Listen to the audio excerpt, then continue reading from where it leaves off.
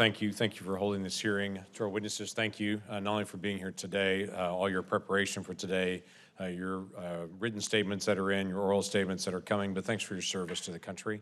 It's incredibly important. Everywhere I travel in Oklahoma, I have someone that stops me and asks me, whether it's urban or rural, how's it going on the border, what's happening with the system. People are concerned. There's 6 million people that have been encountering coming across our border just in the last 2.5 years, and people are exceptionally concerned about that. And they want to know what's happening and where things are going. This subcommittee's had several hearings dealing with immigration. We've dealt with GSA's management of the ports. We've dealt with social media and some of the illegal, illicit activities that are happening to recruit individuals coming across the border. This one in particular, I'm pretty excited about, actually. We've not had the opportunity to be able to sit down and talk about where is the process. Since the end of Title 42, there have been a lot of promises that have been made, but we really don't understand the full breadth of the process and what actually happens to each individual as they come across the border. We know bits and pieces of it, but some of the terms are new, and some of the terms, quite frankly, there's been a lot of working out on. The term rebuttable presumption is a new term that's actually out there that everyone's trying to figure out how does this actually work.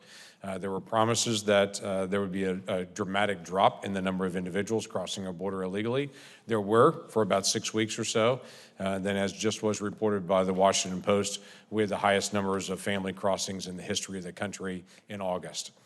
So the numbers have shot back up and have shot back up dramatically. And all these questions about what's happening, how it's happening, there will be most of our questions will focus in on what is the process.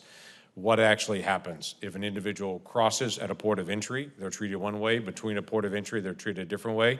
If at a port of entry and they've done CBP 1 app, they're treated different than a person who just shows up with that one.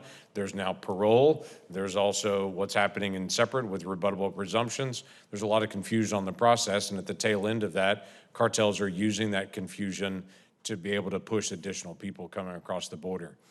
We've got to be able to know what is happening, what is the process for each of those individuals, and what actually happens in a court setting in the days ahead for these individuals.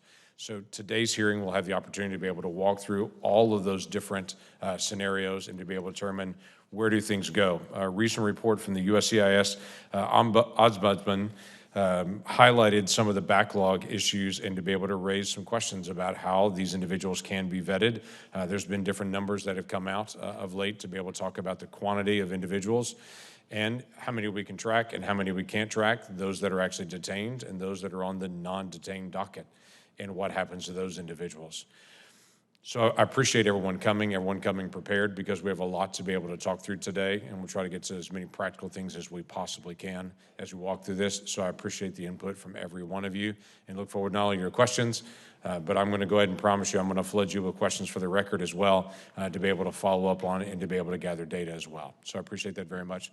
Thank you, Senator Sinema.